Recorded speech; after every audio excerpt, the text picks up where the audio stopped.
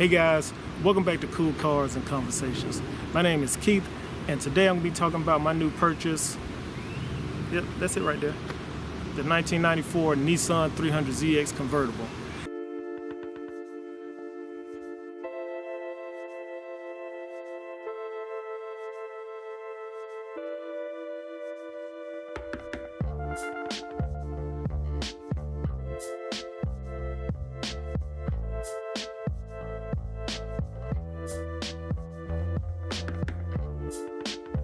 Now, I know a lot of people are fans of the twin turbo. If it's not a twin turbo, they don't care about it.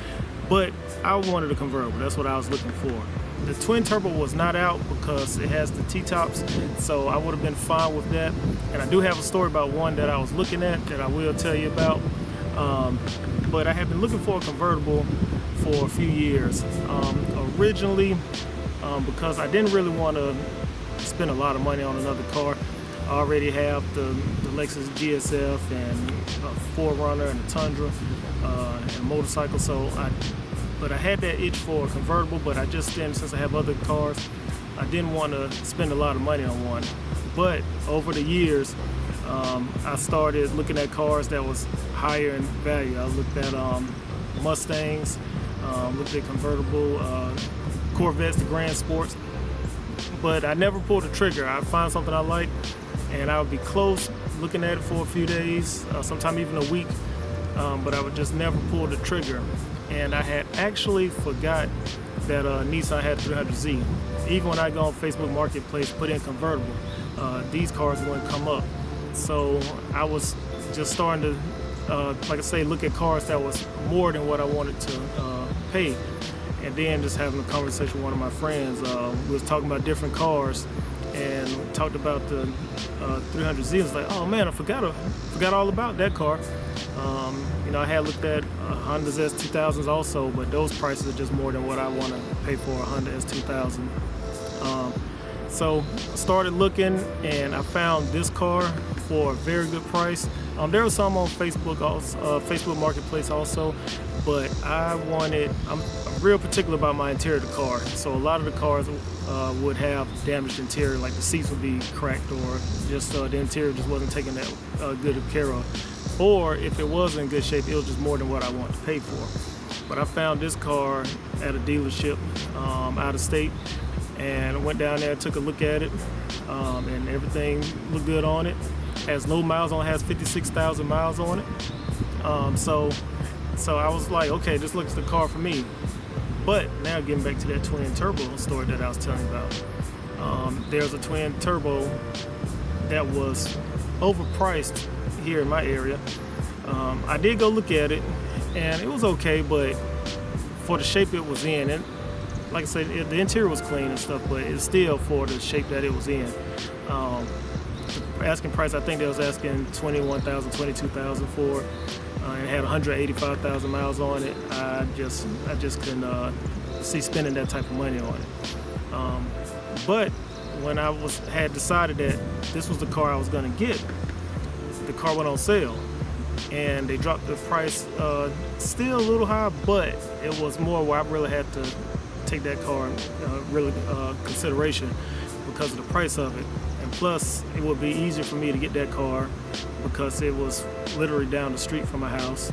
It's a twin turbo. This car is out of state. So, and then it was like, you know, I had to rent a trailer and everything to get this car. But when I went, well, I had already looked at the car, and it was like, but it was, like I said, the price.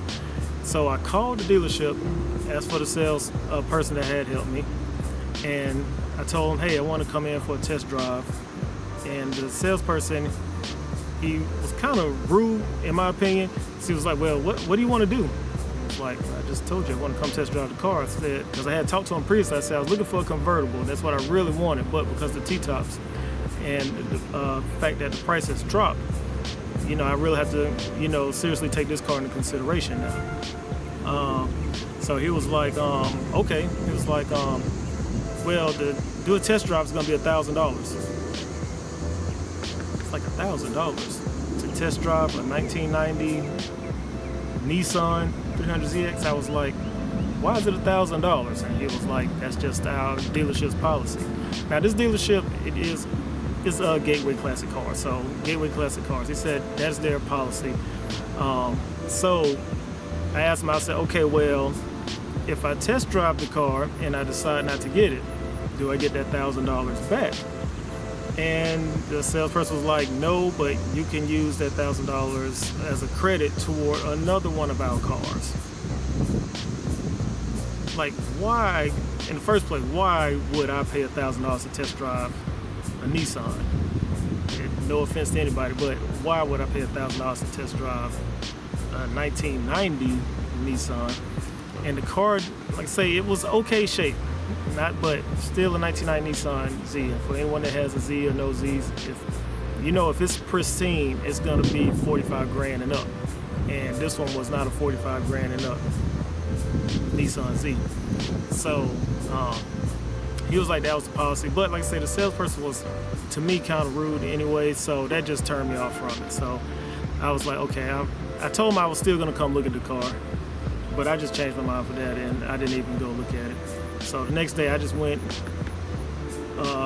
took a drive 4 hours away, looked at this car, test drove it, didn't have to pay $1,000. When I got there, the salesperson was like, oh yeah, we already have your license, copy of your license. He said, you're free to go drive it.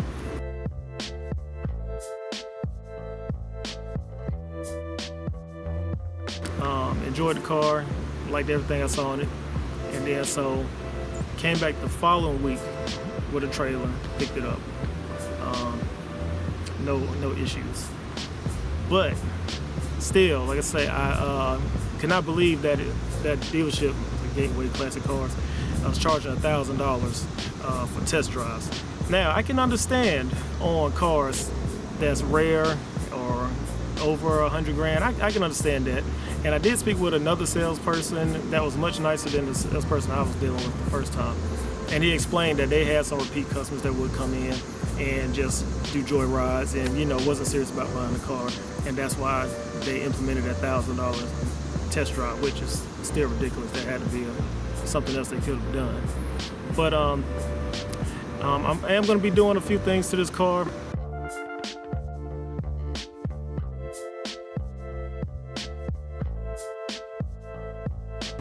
All of that is going to be in the works. So once it's all finished, I will show you the finished product.